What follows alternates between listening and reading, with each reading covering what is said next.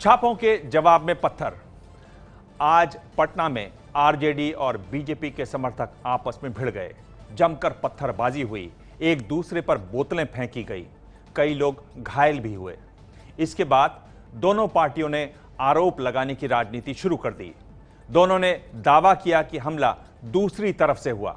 दरअसल आज आरजेडी के कार्यकर्ता लालू प्रसाद यादव पर लगाए जा रहे आरोपों के खिलाफ पटना में बीजेपी दफ्तर के बाहर प्रदर्शन करने के लिए पहुंचे और तभी ये भिड़ंत हुई।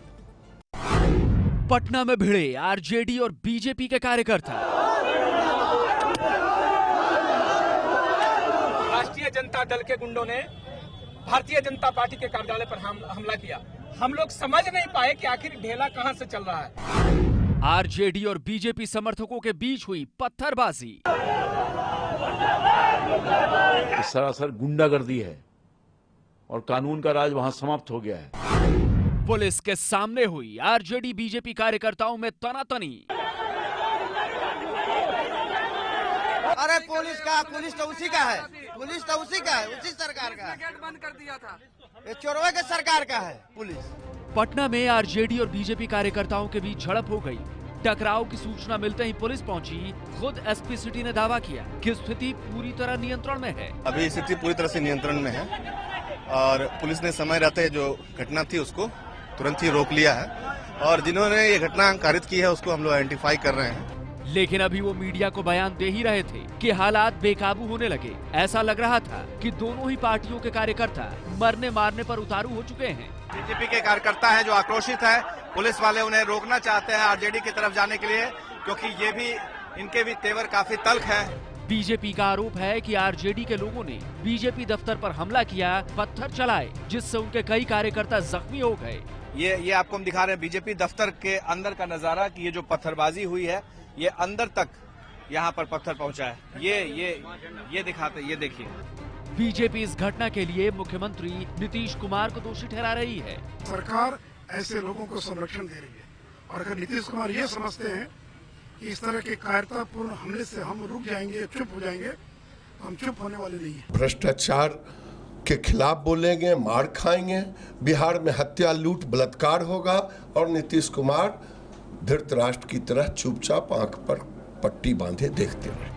आरोप तो आरजेडी की तरफ से भी लगाया गया है। मनोज झा ने प्रेस कॉन्फ्रेंस की, आक्रोशित भाषा में पार्टी के घायल समर्थकों को दिखाया और कहा कि हमला बीजेपी कार्यकर्ताओं ने किया। कहां की जुबान 1 मिनट तक खत्म कर लूं और इसलिए मैं आप लोगों के माध्यम से कहता हूं, बिहार में हमारा विरोध रहता है, लेकिन विरोध शांतिपूर्ण तरीके से तय होना चाहिए। खुद हमारे राष्ट्रीय अध्यक्ष ने कहा कि विपरीत से विपरीत परिस्थिति में हमने कभी हिंसा का सहारा नहीं लिया।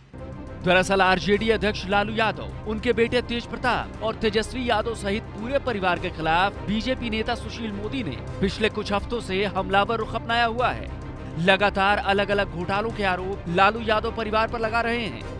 इसी के विरोध में आरजेडी कार्यकर्ता बीजेपी दफ्तर के बाहर प्रदर्शन करने आए थे, जिसके बाद दोनों ही पार्टियों के समर्थकों के बीच भिड़ंत हो गई।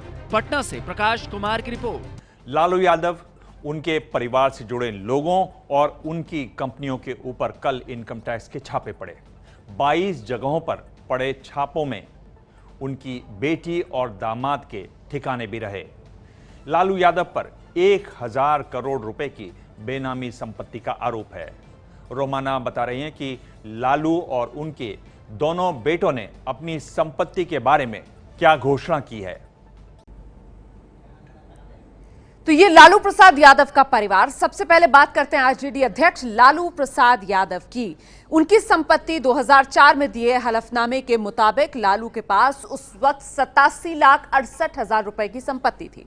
अब 2009 में ये 3 करोड़ 21 लाख हो गई, यानी लालू यादव की संपत्ति करीब 2 करोड़ 33 लाख बढ़ गई। यानी कि 2.33 करोड़ का तकरीबन इंक्रीज था, जो कि 266% इंक्रीज था। उनके बेटे तेज प्रताप यादव की संपत्ति 2015 में 2 करोड़ 1 लाख रुपए बताई गई।